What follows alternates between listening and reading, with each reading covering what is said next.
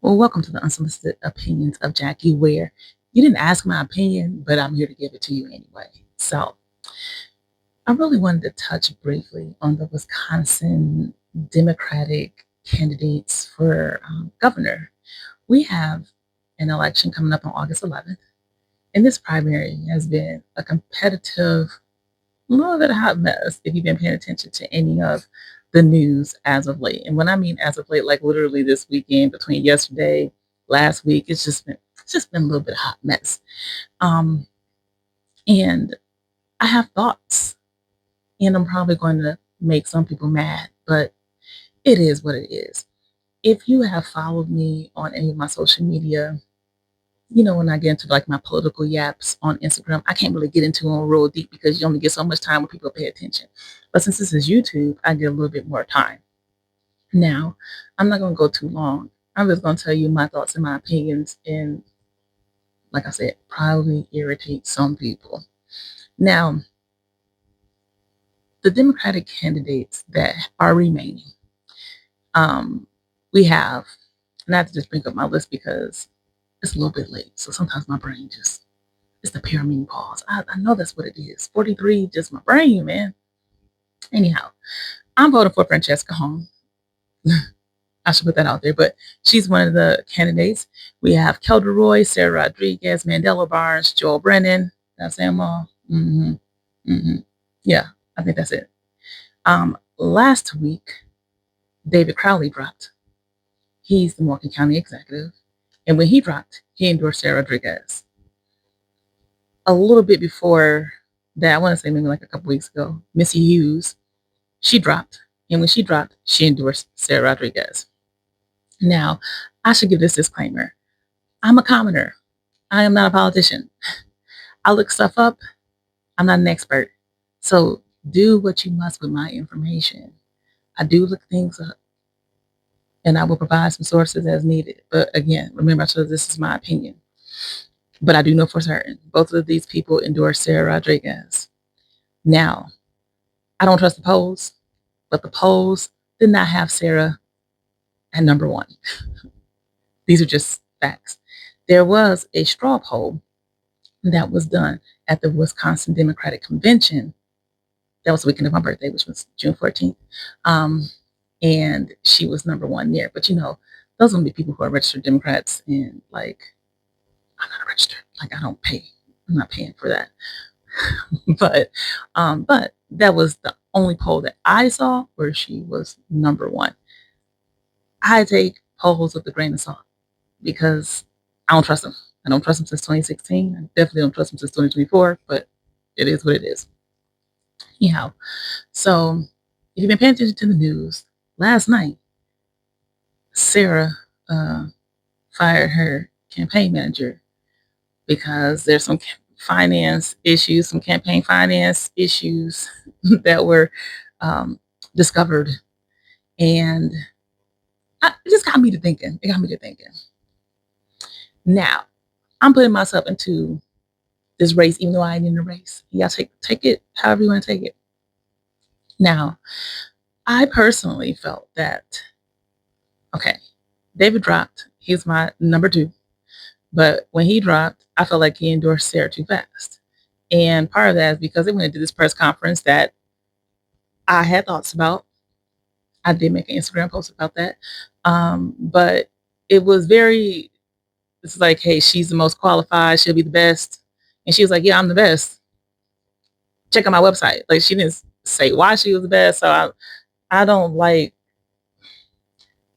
when you have a moment, an opportunity to speak about your policy, your platform, even if it's just one or two things, like something that is unique to you, and you don't. And when you just tell people, "Oh, go to my website," I have things I want to say about that.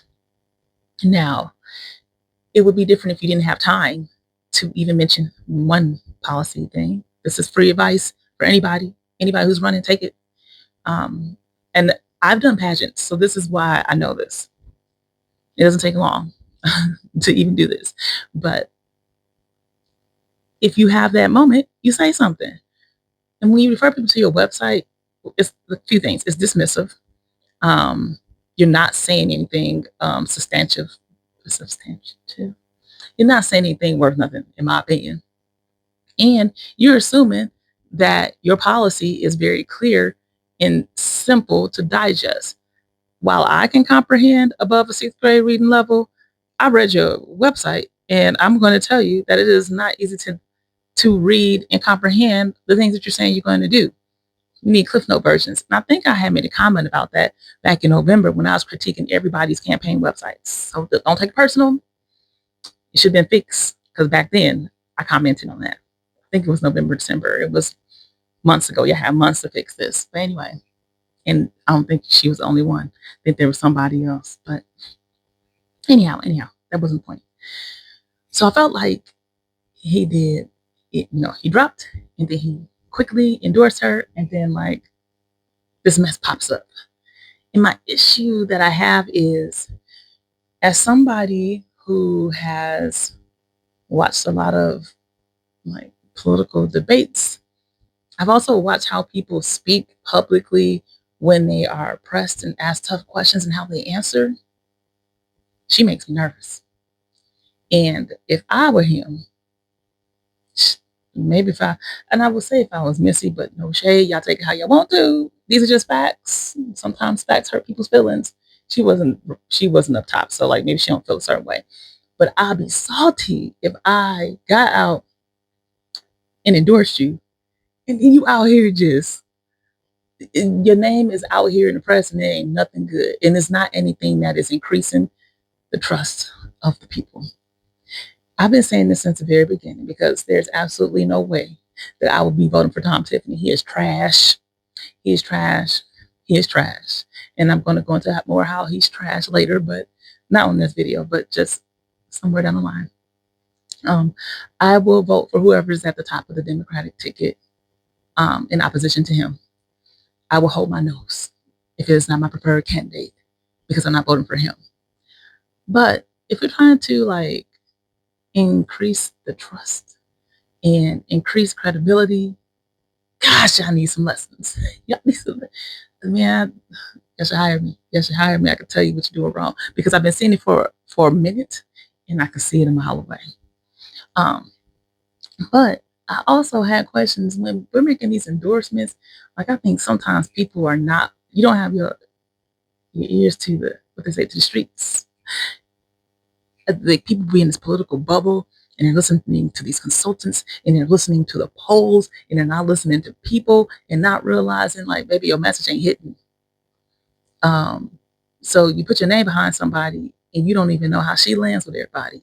Because for some people, like for me, it was number 1 was Fran, 2 was David. And I think like 3 was Kelda. Like Kelda, Joel, like that's how I was running. Sarah was not up there for me. Not at this point, after like some time and listening to them, listening to the forums and seeing how people show up, seeing where people money come from. That's how I roll. And I think if they had like actually, I don't know if they do focus groups. I don't even know how they come to these decisions. Like this is who I'm endorsing. I know part of it because when Missy dropped, I asked my husband, I was like, why are people like endorsing right way? Do they have to endorse right way? Because he know more about politics. I know medicine stuff. I don't know politics like that. Like the politics. And maybe like people want, maybe this is supposed to help relationships and a job, a future job. I don't know, but I would have waited. And I just would have waited because also in the very beginning of the campaign, I'm just putting out here what's out here that y'all can find. It was just some kind of shade that was thrown at one campaign. But I guess that's fine. I guess all is fair in politics, right? Somebody can be like, "Ooh, your campaign did this and your campaign did that," and be like, "Well, I'm endorsing each other now." I don't know. And maybe I'm too petty for politics. Like maybe I'm too petty to run, and that's probably why I'm not running for anything right now. Maybe I have to mature. I don't know. What I'm saying is, with all the drama and with all the ruckus and fuss, like the primary focus should be, I feel, at this point in the game, like not sitting here attacking one another. Like a lot of the people who are voting for you, they've already decided. They are actually asking other people, Who should they be voting for? And there are still undecided voters, yes. However, there's a good number of people who listen to other people and they trust other people more than they trust people's political campaigns. And I wish I understood that. I know people are putting money into these commercials, and maybe that is grabbing a very specific demographic. The commercials I've seen so far,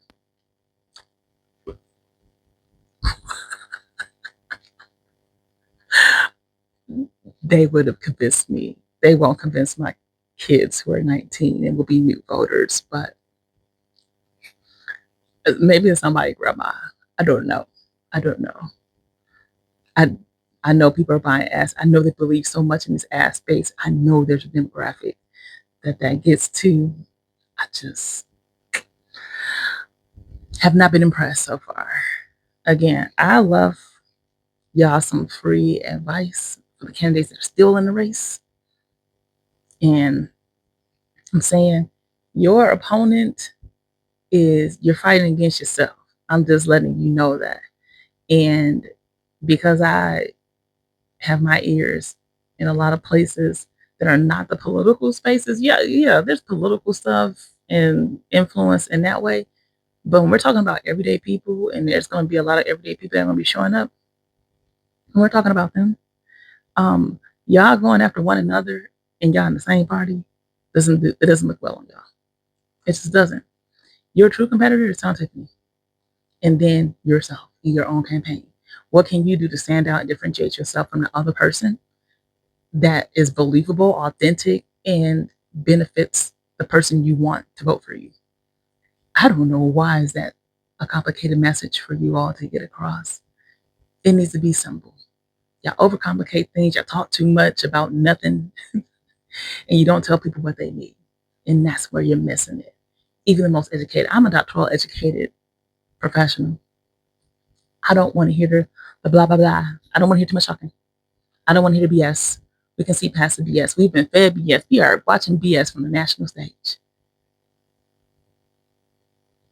Baby, we want something different. We want something we can feel. We want something we can see. We want to see something real.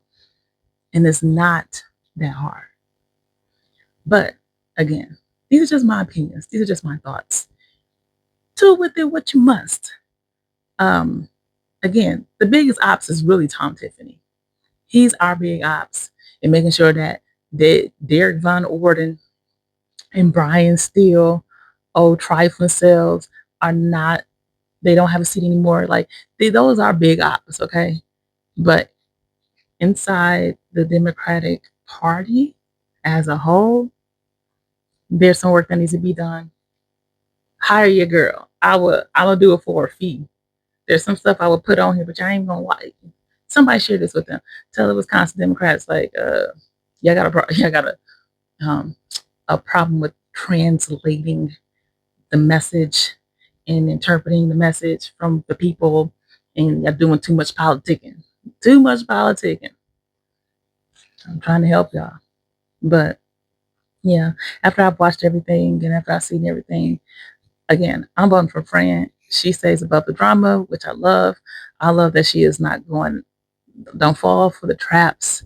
Y'all, the people who are falling for the traps, you don't even need to say everything. Oh, if somebody has some kind of financial mistake, why are you talking about their financial mistake or financial issue? Talk about what you're doing for the people. Why is that rocket science? I don't understand. Yeah. Oh, y'all doing it wrong. I'm trying to help y'all. What used to work back in the day does not work now. We talk about y'all. Just want to let y'all know. Lots of people are talking about y'all, and it doesn't look good.